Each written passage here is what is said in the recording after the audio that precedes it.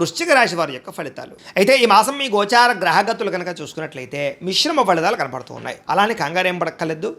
ఏం పని చేసినా బ్రహ్మాండంగా విజయం పొందగలుగుతారు. సుఖంగా ఏ పని అవ్వకపోయినా కష్టే ఫలి అన్నట్టుగా కనపడుతోంది.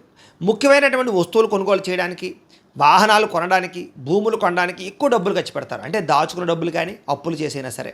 కానీ అప్పు చేయొచ్చు, కానీ అది దానివల్ల భవిష్యత్తులో మనకి అది పెట్టుబడి అవుతుంది, దానివల్ల లాభం వస్తుంది అనుకుంటే అప్పు చేయొచ్చు. అంటే భూములు కొంటారు, రేట్లు పెరిగితే తప్పు లేదు. బంగారం కొంటారు, రేట్లు పెరిగితే తప్పు లేదు. అలాంటి వాటికి అప్పు చేయొచ్చు. వ్యాపారాలు పెడతారు, దానివల్ల లాభం వస్తుంది, అప్పు చేయొచ్చు. అంతేగాని దుబారా వస్తువుల కోసము, ఎలక్ట్రానిక్ గ్యాడ్జెట్స్ కోసము, ఏదో సెల్ ఫోన్ల కోసము, ఏది పడితే అదండి సరదాల కోసం, సంతోషాల కోసం చేసే అప్పులు మాత్రం ఇబ్బంది పడతాయి. కాబట్టి ఏదో క్రెడిట్ కార్డులు ఉన్నాయి కదా, లేదా ఈమెయిల్ ద్వారా వస్తున్నాయి కదా అని చెప్పేసి ఆన్లైన్ షాపింగ్లు చేసినా, దుబారా వస్తువులు కొనుగోలు చేసినా నష్టపోతారు. కాబట్టి అలాంటి వాటికి దూరంగా ఉండండి.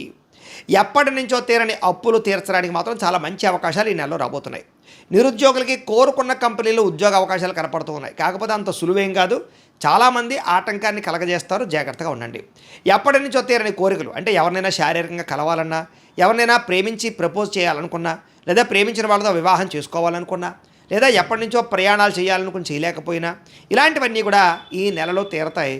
ఈ నెలలో ఏదైనా వాహనం కొనుక్కోవాలి, విద్యుత్ వాహనం కొనుక్కోవాలి, ఎలక్ట్రానిక్ వాహనం కొనుక్కోవాలి, లేదా రకరకాల వాహనాలు మార్చాలనుకున్నా ఈ నెలలో ప్రయత్నం చేస్తే అవుతుందని చెప్పచ్చు. ఆరోగ్యం పట్ల ప్రత్యేక శ్రద్ధ పెడతారు.